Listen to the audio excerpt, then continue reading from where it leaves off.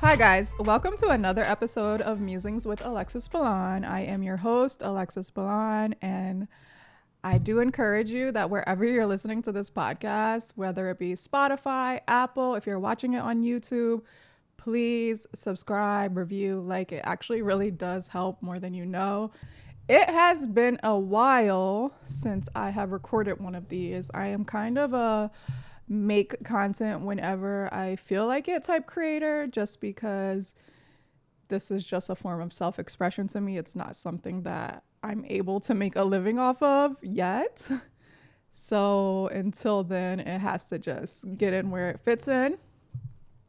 And also, I'm just changing some things around when it comes to my content. Like, the internet has changed so much in regards to what gets pushed into feeds, and I'm just deciding what goes where. And I think I'm actually going to start uploading this podcast to YouTube, the full version. I used to only upload clips, but I'm going to upload the full version because now YouTube is it's podcast friendly. Like, it understands that podcasts are the new wave. So I feel comfortable with that move, and I don't know, it's hard to get my bearings when it comes to being a content creator because it's no longer just about expressing yourself. It's about being so strategic, which I was never good at.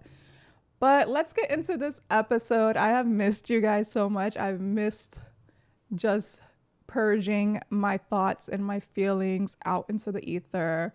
One of the things that I want to start incorporating into this podcast is I want to start alternating like a weekly guest co-host, which will most likely be one of my friends, and we'll just be catching up just because I think it would be fun to have banter back and forth than just hearing me solo, just giving you all of my waking thoughts. In the wise words of my friend Samantha, between Keke Palmer's baby daddy ridiculing her outfit publicly and Jonah Hill using therapy terminology to manipulate his ex-girlfriend, and the ice cream debate going on Twitter, and Adam 22 and Lena the Plug situation, it's been a bad PR week for relationships. I'm not sold on them, and I find it funny that a lot of the rhetoric that I receive as a single woman in her mid-30s is, don't worry, you'll find someone. Like, first of all, it's not that hard to find someone. Like I could just lower my standards a little bit and my dating pool would open up tremendously. I just refuse to settle, and I am okay with, if I don't find the things that I'm looking for, being single. Like, it's not that bad. Like, I don't know if people know this when they're feeding me that rhetoric, but it's like, being single is kind of the shit. Like, I actually love it. Like, I love the freedom that comes along with not having to consider someone, which we'll get into that later. But when it comes to these topics, the Jonah Hill, the Keke Palmer, I don't really think I have anything new to add to the discussions. I think what I would have said has already been said. I think men have a tendency when they get into spirituality or religion or therapy, they have a tendency to kind of flip it in a way to manipulate. They find a way to turn it outward instead of internalizing it. Keke Palmer and her baby daddy, like, I don't know what's going on between these two. And every relationship can have its own rules. I might be the type of person who, if I was in a relationship, wouldn't want you behaving a certain way online.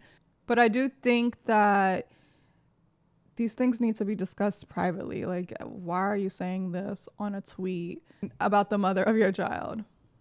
So I don't have anything new to add to these trending topics except for the ice cream debate, because it's just like, people are trying to rebrand coffee dates as ice cream dates and trying to pretend like it's not any different. It's still low effort, and I'm cool with low effort. Here's the thing.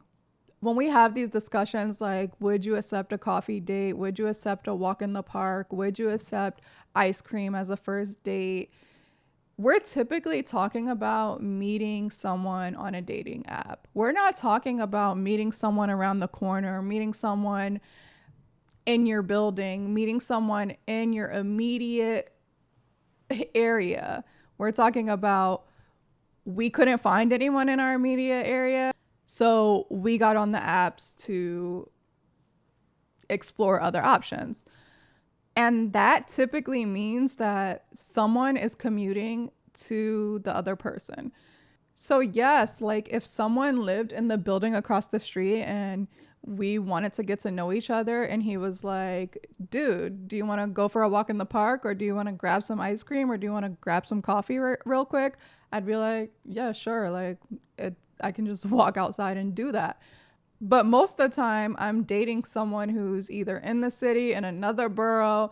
So to think that I would actually travel anywhere just to go for a walk in the park or grab some ice cream when I can just get that out of my freezer, that is a little bit insulting to me. Like, so I think it's a little bit more nuanced than we're making it seem. It's like, what's the context of the situation? Is this someone who lives 2 blocks away and you can meet halfway at the coffee shop? Or is this someone who has to get on the train and travel into the city to meet you for coffee? Because I don't want to do that. If I'm going to put in that much effort into traveling and getting ready, let it at least be a dinner, like let it be worth the commute. The Adam 22 situation, if you don't know what happened with the Adam 22 situation, he is like this hip hop podcaster. He's also a prawn creator. Switch the letters around and you'll know what I'm talking about. So he and his wife create a lot of content on an exclusive paywall website. I'm sure you're familiar with it. And typically it involves them and other girls, him and other girls. That's just been the dynamic. But they got married and he allowed in quotations, to do a scene with a man. And everyone's all up in arms, calling him a cuck, which I guess. I just don't know what's so different about what they've been doing. It seems like no one was all up in arms about it when he was sleeping with other women. So it's just an unconventional relationship. Like, I probably wouldn't be in that situation, but I honestly just don't see what the big deal is. But let's get into the meat of the freaking podcast today, because it always has to do with some epitome I recently had about myself, right? Recently, I realized that all the things I hate about fuckboys dwell within me. It's me. Hi, I'm the problem. It's me. I realized that I've been able to hide behind emotionally unavailable men and disguise my own emotional unavailability, because it would always be their fault. They were never bending and wanting to keep their options open, and therefore they became the villain in my eyes, and I've been able to hide behind that. But when it's someone who's a decent human being and I could actually see a future with them, I realize how scared I get, and how the thought of just committing to them freaks me out. It's terrifying. There's something about committing to one person and knowing that once I commit to this person, whenever I'm out and someone approaches me, or if I see someone attractive, I have to shut them down in consideration for this person that I am dating. That's terrifying to me, because what if this other person is a better option for me? Like, something in my brain is always like, but what else is on the menu? Like, I've had this one entree and it's delicious, but I don't want to stick with it every time without seeing everything that's on the menu. Whereas I think a lot of people find something they like and they can stick with it. I am just not one of those people, or it's just a fear-based thing that I've recently discovered about myself. And it's such an unrealistic thing because no one is going to check off all of my boxes, like physically, romantically, emotionally, mentally. Like no one is going to check all the boxes. So even when someone is enough, I'll I'll hyper fixate on that one thing that they might be missing and be like, but I think I can find that too. So like I don't want to invest fully into you, which is not fair to the person who is investing in me, because I kind of always have one foot in and one foot out, and I'm not truly giving them all of my intention and seeing where it goes with them. So I was telling a friend about this, like, yeah, I like him or whatever. Like, let's just say it was a guy. By the way, the guy that I'm talking about, it's dead with him, so it's like not even a thing. But I still had this self realization because of him. So I guess every experience is for a reason. But I was telling one of my good friends about it, and I was like, how am I supposed to like commit to him when I've never seen him in conflict? I've never seen him on a vacation. Like I've never seen how he interacts with his family. Like how am I supposed to commit to him? Something within me feels like once I make that commitment, it's forever and I'm stuck and I can never change my mind. And she pointed that out to me and she's like, why can't you find out all those things when you're with him? Like why can't you commit to him and then find out? Like, and if you find out that things are not compatible, then you break it off. But someone who is deciding to invest in you deserves for you to invest in them back, especially if ultimately what you both want is monogamy. And that was just so crazy to me because I realized that is a real thing for me. Like I really am like, oh no, I have to make the right decision if I commit to someone, because what if it's the wrong choice? Now I'm stuck forever with this person I'm not compatible with, and it kind of makes me not invest in anyone fully to even see. So it is a major blockage in my life. So that's something that I definitely have to work on. I have to discern what is my non-negotiables and what are things that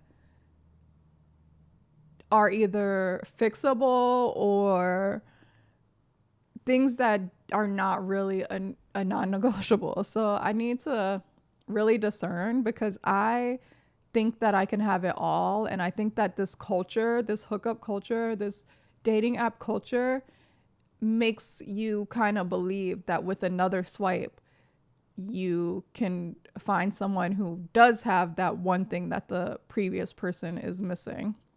And that's why I kind of want to ask you guys, like, what are your non-negotiables in a relationship? Like, I'm having a lot of trouble figuring that out. Like, what are the things I absolutely have to have, and what are the things that are just preferences? Like, please share yours with me because I really want to know. But then that brings me to the recent situation, the person that provoked these thoughts.